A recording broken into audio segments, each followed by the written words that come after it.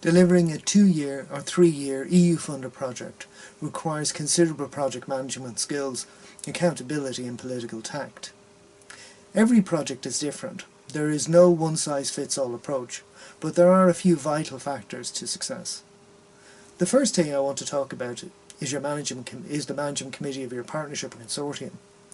In all projects, there is a lead partner who acts on behalf of the project, and is the legal entity that draws down the money and dispenses it to the other partners, and accounts for the money and delivery of the project on a day-to-day basis. But don't for a minute think that the lead partner can do what they want. The lead partner is authorised on behalf of the management committee. The first thing a project needs is a partnership agreement between its members. This outlines who does what. It defines, authorises and delegates powers to the lead partner, and outlines all contingency issues. What happens if partner disagrees and fall out? What is the process if a partner leaves during the life of a project? What is the process in wrapping up the project at the end of the time? And who owns what assets, etc. The agreement should also outline ownership of intellectual property rights and other obligations of partners. It is critical to get this right early on. The management group must meet regularly and get reports on all activities done in its name. It should also make final decisions on problem issues as they arise. A partner dropping out of a project during its lifespan can be very disruptive. You should have this addressed in the partnership agreement and a contingency process for replacing a partner. However, this must be agreed by the EU management authority involved before any new partners can take part. Remember that you will have a legally binding contract with the EU, as well as a legally binding partnership agreement, so make sure you know what you're signing before you sign on the dotted line. The next issue I want to talk about is staffing. If you're only getting co-funding of say 50 or 55%, then in effect you are providing existing staff to the project, and the EU is providing the project money for the current staff to deliver actions. If however you get 80% co-funding, then you are probably looking at recruiting project staff specifically to deliver the project on top of current staff numbers. The lead partner will probably be the legal employer, unless set out differently in the partnership agreement. Getting the right reporting structure to the management group is very important.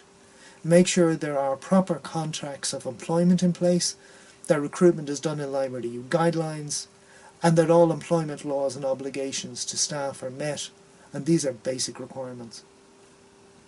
The third issue to discuss is finance and reporting. I've already mentioned the issue regarding the percentage of co-funding, but here I am discussing the actual drawdown of EU funds. Each programme is different, but many do not provide upfront funding.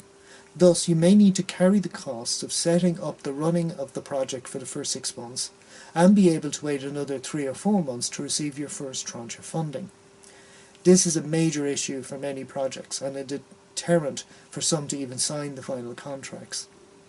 Once the first 6-month payment is made, then the following tend to happen more easily, and of course the last payment will be received 6 months after the end of the actual project. The EU always makes good its end of the contract, but not necessarily quickly. The drawdown is based upon reporting of financial and non-financial outcomes. It is important to get your accounting systems right up front. Any issue in the report that raises questions that come back to you puts off the payment date of your finances. The cleaner the paperwork, the quicker you receive your money.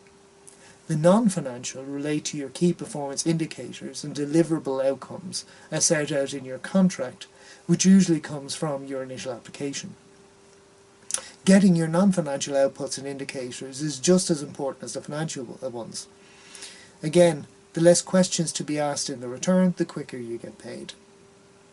Another related issue is the interim and final evaluation reports. If the project is 3 years long, you will probably need an interim and final evaluation. Shorter projects need a final evaluation only.